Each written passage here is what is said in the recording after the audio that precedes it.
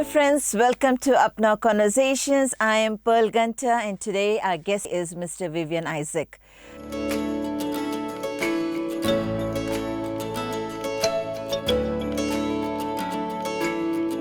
Thank you so much for joining us today. Great to be here, Pearl.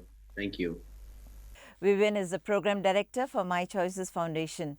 My Choices Foundation aims to give women, children and families choices to live lives free from violence, abuse and exploitation.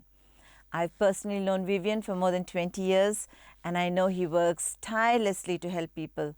He has more than 17 years experience working with local and international NGOs heading humanitarian, media and counseling divisions. A girl may face not only economic hardship but discrimination and exploitation because of her sex. Now, the girl child is denied her human rights and sometimes her basic needs too. What do you have to say about this? I went to a place near Delhi, working in a slum. We're doing a medical mission there, and that is the time I was going around speaking to people. I found one girl, small little girl, crying. She must be hardly a year old, and she was trying to sit and crying and crying. And then the mother was sitting right in front of her. I asked her, why is she crying? Then she said, she's hungry. And I was wondering, then why don't you feed her? Then she said, no, the milk I have, I kept it for my son. Where's your son? There he's playing cricket. So this was, oh my God, I couldn't digest it. And I said, but why? She's crying, she's hungry. No, I don't have enough for the boy because he needs it more and he's important. So this is what is the stark reality of where the girl is, right from infancy, right from the time they are born, they are what do you call second grade citizens, something like that. It's very painful. It's wrong. It starts from I wish I had a male child. Actually, the girls grow with this. You're a girl. You're not a boy to do this and that. So many things already hamper that. And then when it comes to actual privileges that being given, they would prefer rather that the boy is given rather than the girl.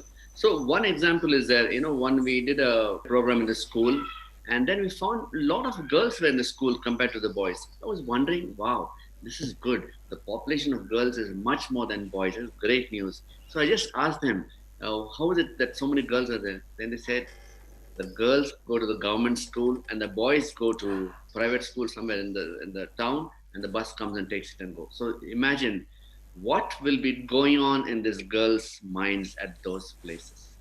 I mean, it's almost like denying her right to education, denying her right to be herself or to explore the limits of what she can achieve.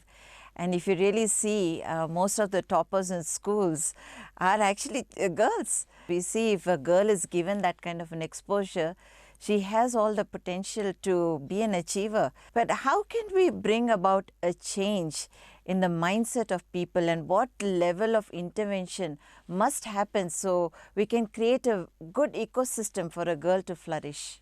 If you give the girl a chance, an opportunity to do something, they take the full, advantage of the situation and work hard. They must be having work at home. They must be having the siblings to take care, but they work hard. And true, we should create a infrastructure and an atmosphere where they can actually grow. That's the basic thing we can give to them, a safe space to grow. And then they will do the rest. You were talking about a safe village. What is this program? Based on some information, analytics that we used to find out where are the traffic prone villages in India. And after selecting these traffic prone villages in India, we trained our on-ground partners to make sure to go into the village. So we usually have three things. One is we have a grassroots education. We take the comic book and go there to the villages. And then we have the helpline, which we tell the people our helpline number so that they can call in. And then we have mass media also to use different forms of fill-ins and other things to make sure that the village is safe. I guess it comes to the importance of all influences of a child, whether it is a sibling or the parent or grandparent, uncle, aunts, the community, the school, and the religious places, wherever a child is around, especially a girl child, there has to be this sensitization on how do we keep her safe, or how do we keep children safe, and how do we equip and empower them. And as you said, building a system to keep the children safe. That is exactly what we are doing. Now, it is true that the child has got a great responsibility of keeping herself safe, but she cannot do it on her own. We need to give the support system as a family, as a society, for anybody for that matter. So we believe that the positive change will happen.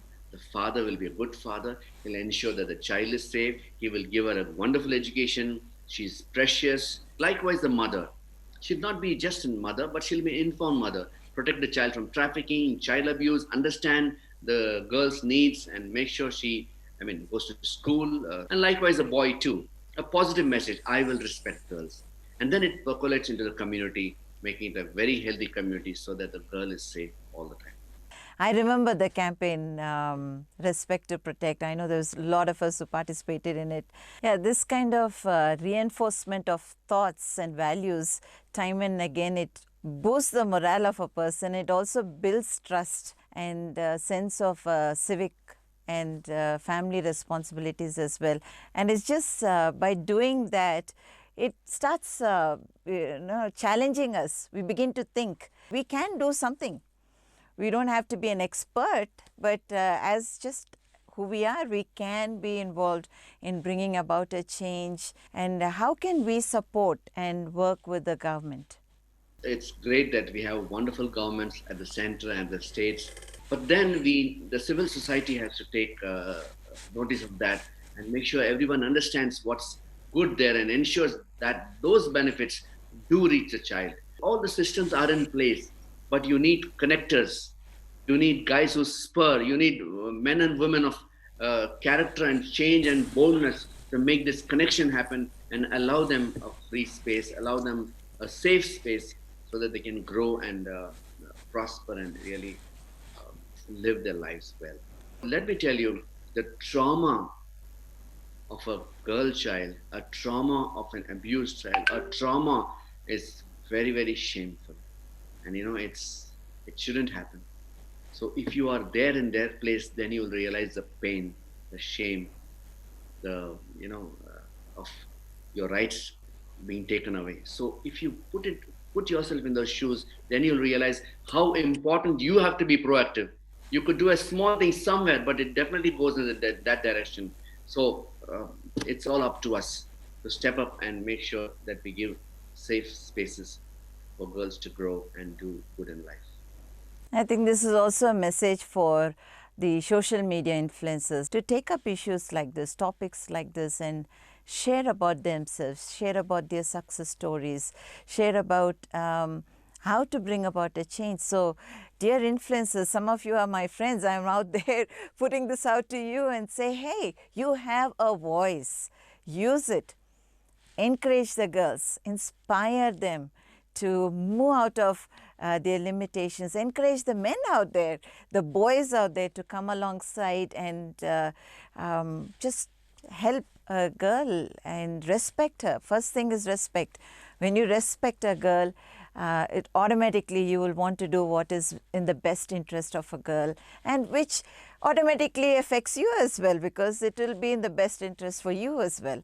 I agree with you, and so will I appeal with you to all the people who are having this, using this social media, to use it for the good. It can be used for the evil very easily, and a lot of trafficking, a lot of abuse is happening, Pearl, right through this social media, and they're using it, I think, much more than actually what's being good. If we have a broad society, a society which understands the needs of the girl children and ensures that justice is done for them all the time, in homes, in schools, in colleges, in streets, everywhere, Pearl.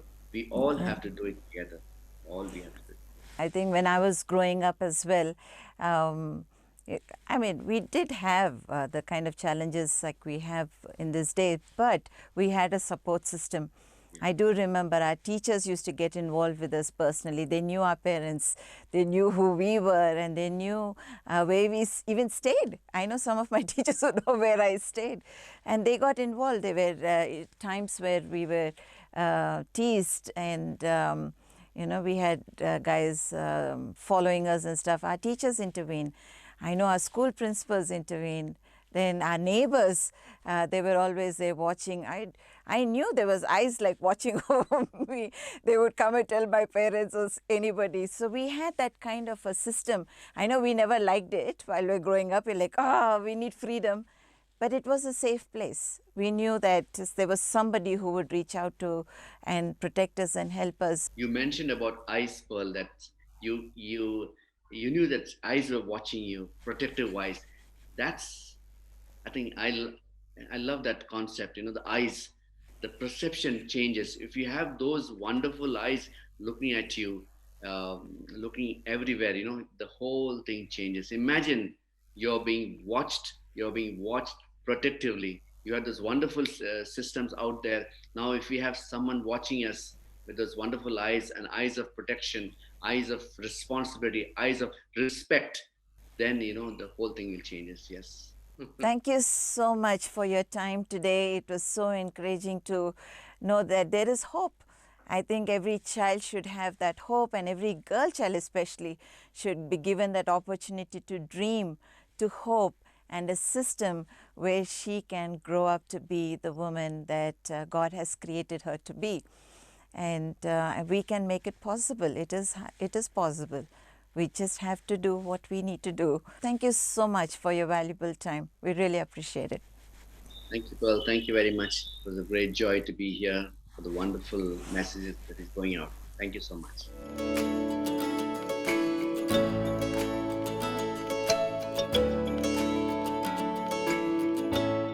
Friends, it is in our hands to stop the discrimination against girls. Change has to start from us. No one is inferior or superior. We are all created equal. Let's educate and inspire each other to bring this change in everyone's mindset. Now, we are a progressive society and country. Why should we be backward in this area? As we heard today, that there are a lot of government schemes and programs available. Let's make sure we popularize them. Let's work with the government, NGOs, aid agencies, and whoever is out there on the field working on this. A girl is precious. Let's make this slogan popular. A girl is precious. If you believe in this, share our campaign, share our videos, share our guest campaigns and websites. Join hands with us and let's move forward. Thanks again for watching today. This is Pearl Ganta from Apnao. Nayi Sonch, Naya Jeevan.